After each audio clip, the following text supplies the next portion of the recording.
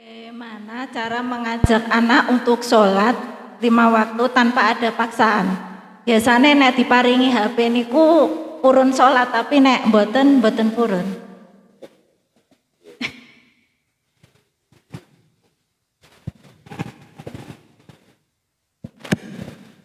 Bismillahirrahmanirrahim. Anaknya umur berapa, Bu? 7 tahun. Oh, 7. Kalau dikasih HP sholat gitu ya? Nggih. Wah, repot juga. Gini, yang penting itu adalah ini nanti urusan itu insya Allah bisa ditambahkan Kiai Mukhlis. Saya cuma mau menyampaikan begini. Repotnya orang tua itu, dia tuh lebih banyak nyuruhnya daripada ngasih contohnya. Ya, lebih banyak nyuruhnya daripada ngasih contohnya. Saya sering bilang kalau ada anak ndak nurut itu kemungkinannya 2. 1, orang tuanya dulu zaman kecil juga kalau dibilangi ndak nurut. Itu ada kemungkinan. Karena kata Rasulullah dalam hadis, berbaktilah kamu kepada orang tuamu, nanti anak kamu juga akan bakti sama kamu. Berarti kan sebaliknya, kalau dulu tidak berbakti sama orang tuanya, ya anaknya nanti juga kurang lebih sama. Dulu ada cerita bapak gitu dijambak kerahnya sama anaknya sampai ke teras.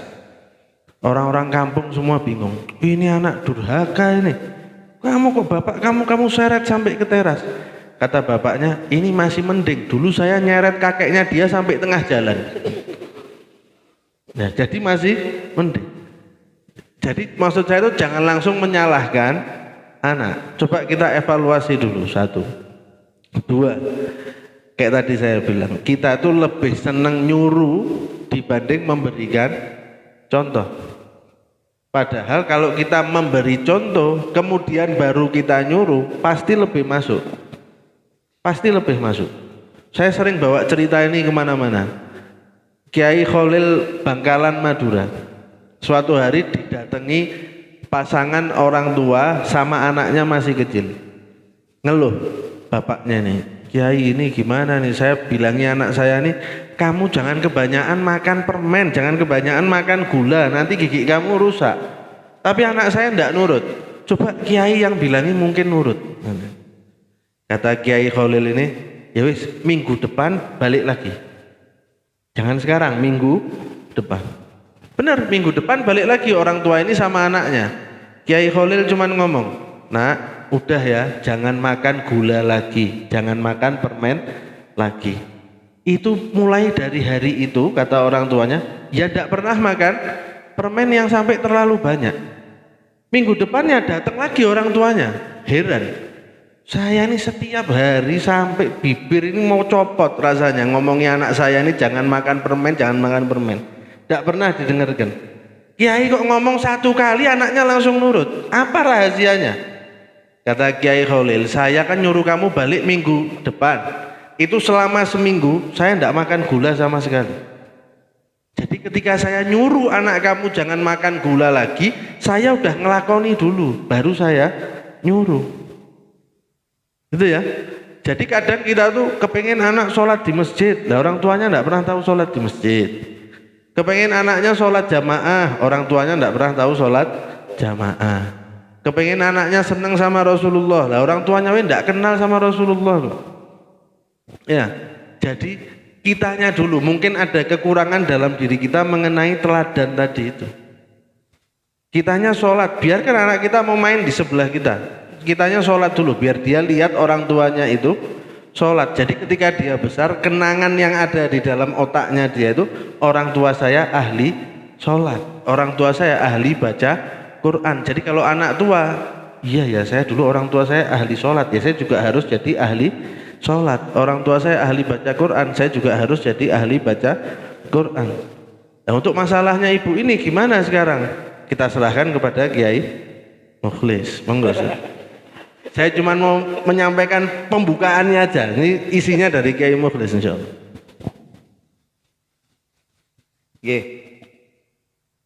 Saya kira jawaban Habib ada benarnya juga. Tapi ini bukan menghakimi orang tuanya nggih, penanya mboten. Aku salah paham loh. Sebenarnya anak itu usia sebelum 7 tahun niku ben seneng-seneng rek. Dolan ndak popo. Cek cilik gak jilbaban ndak masalah. Cek cilik gak salat ndak masalah. Karena apa? Di syariat Islam yu'maru li sab'in wa yudrab li 'ashrin. Diperintahkan sholat itu hanya umur 7 tahun. Berarti 7 tahun, 8 tahun, 9 tahun jenengan kon merintah. Ya kalau dilakoni enggak apa-apa. Kalau enggak dilakoni ya enggak apa-apa. Syukur-syukur gelem. Jadi anak itu 1 sampai 6 tahun itu ben dolan, ben seneng-seneng. Selama koridornya bagus, lingkungannya bagus enggak apa-apa. Tapi nek umur 7 tahun pun anak diajari iki wajib le, iki kowe kudu sholat ki wajib, perintah agama. Ngeten niku umur 7 tahun anak dikenalkan wajib kewajiban agama. Termasuk sholat kalau putrane mau umur pinten nggih, Bu? 7 tahun. Lah pas. Jenengan mboten susah. Umur 7 tahun itu baru syariat menyuruh untuk yu'mar. Jenengan diperintahkan untuk nyuruh saja dulu. Mboten kudu manut sik. Syukur-syukur manut alhamdulillah. Jenenge bocah dereng duga nggih. Umur 7 tahun niku 7 tahun sampai 7 tahun, 8 tahun, 9 tahun. Lah nek wis 10 tahun dikongkon salat gak gelem yudhrab digebuk. Nah nek anak jenengan 7 tahun jangan mboten susah. Syukur-syukur gelem salat. Sosok salat melayu, untuk orang rakaat melayu. Mboten napa-napa. Sing penting pun melu salat rin. Tapi nek wis umur 10 tahun anak nginjak 10 tahun niku aturan agama yudhrab niku digebuk. Monggo kan ya niku kula sering cerita-cerita babakan santri kita itu nek mantuk niku enten buku pendamping. Nah, sholat di rumah itu diawasi. Ketika sholat di rumah itu diawasi maka orang tua melaporkan. Wong tua ngelaporke. Iki anak gak sholat. Lah ketika anak mboten sholat kalau wau kula atur keten anak-anak. Nduk, pokoknya minggu depan semua wali santri ustadz wajibkan punya rotan. Setuju enggak? Wah jangan Ustaz. Lah nopo? Lah kalian sing umur 10 tahun munggah wong tuane wajib duwe rotan. Piye setuju mboten? Wah ampun, engko digebuk. Ya nyet kon gebuk kok rotan nggih pajangan kok. Nyet umur 10 tahun itu suruh gebuk. Tapi gebuknya jangan yang gebuk yang menimbulkan luka. Gebuk gebuknya itu minimal memberikan efek jera. Iki sholat ki penting loh. Ya agak-agak sih gak apa-apa. Engko nek agak-agak pun nurut rasa digebuk. Berarti jangan agak-agak sih pun nurut alhamdulillah. Tapi gak nurut gebuk ding alon-alon. Hanya gak nurut neh rodok banter. Rodok banter. Gak nurut blas gebuk tenan pleng. Lah sakniki sing dadi masalah anak umur 10 tahun gak sholat niku jek memper, mergo jek tahap latihan dereng balik. Sakniki sing gak sholat pake lho Pak. Kudune jenengan susah mergo napa? Pake niku pun lewat umur. Kudune nek anak niku digebuk gorotan, pake digebuk nggo blandar kudune. Yo, nek ora wis jati glondongan gebukne pake. Pake umure 50 tahun. Dia umurnya udah mau habis gak sholat. Lah nek cah cilik digebuk gorotan wong tua, lah gebuknya ngangge nopo. Jadi nek umur masih 7 tahun jangan tenang saja. Syukur-syukur nurut alhamdulillah. Kok belum nurut ya tidak apa-apa. Karena batasan umur 7 tahun ini jangan hanya diperintahkan untuk merintah. Ayo sholat, wae adzan, ayo di masjid. Gitu saja sampai umur 9 tahun. Umur 10 tahun kok sholatnya hanya wegah jenengan angsal gebuk. Lajeng itu untuk doa, untuk prakteknya.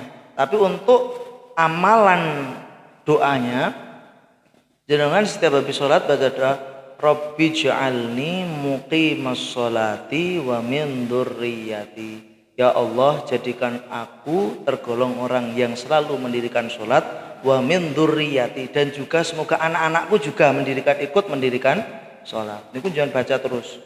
Niku insyaallah bocah niku ora dikongkon mapan dhewe. Lho, kok iso ning masjid lho sing ngejak sapa? Aku dijak kancaku. Njenengan rasa juwe. Mergo napa Gusti Allah nekake kanca. Koncone teko gara-gara napa? Gara-gara dongane jenengan, Pak. Jenengan donga, akhirnya bocah kalau delake kanca sing apik ngejakne masjid. Jadi amalannya kalau mau diperintahkan sholat dulu, kalau umur 10 tahun baru boleh digebuk sambil baca doa Rabbi ja'alni muqimas sholati wa min dzurriyyati. Ya Allah, jadikan aku orang yang selalu mendirikan sholat wa min dzurriyyati, dan juga anak-anakku. Ngoten nggih? Assalamualaikum warahmatullahi wabarakatuh. Waalaikumsalam warahmatullahi wabarakatuh. Maaf Ustadz, ini keluar dari tema ya. Nggih. Mana yang didahulukan seorang wanita setelah menikah antara suami dan orang tua? Udah itu. Waalaikumsalam warahmatullahi wabarakatuh. Mangga. Ribut nama Kiai. Ketika wanita sudah menikah, maka dia tetap harus berbakti sama orang tua. Tapi dia juga harus nurut sama suami. Jika dua-duanya bertentangan, maka didahulukan suami. Tapi nek wong Jawa biasanya ndak terima, Pak. Nggih napa mboten? Aku sing gedheke kowe tak ragati, biasanya berarti. Maka untuk menerapkan hukum ini, aturan ini, orang tua diberi kefahaman. Maka nek tiang sepain jenengan tumut pengawasan, mertuane jenengan tumut pengawasan, rampung masalah. Tapi yang jadi masalah itu anak etok sing melu pengajian, mboke gak melu, mertuane gak melu, akhirnya loro ati. Jane nek do pengajian kabeh, kira-kira loro ati mboten? Mboten. Mergo saiki anakku wis dibojo, kudu manut karo bojone. Nanti sebenarnya ketika dua-duanya bertentangan, misal sing ibu ngakon mulih, misal, "Duk, kowe mulya, Nduk." Misal. Adalah garwane mboten nangsa. Aja mulih sik, misal. Kok mulih engko wae minggu ngarep. Jenengan nekat mulih, niku berarti jangan manut sinten? Tiyang sepah lho niku mboten nangsa. Jangan waktu niku harus manut bojo. Ini ketika setelah menikah. Oke, sampun.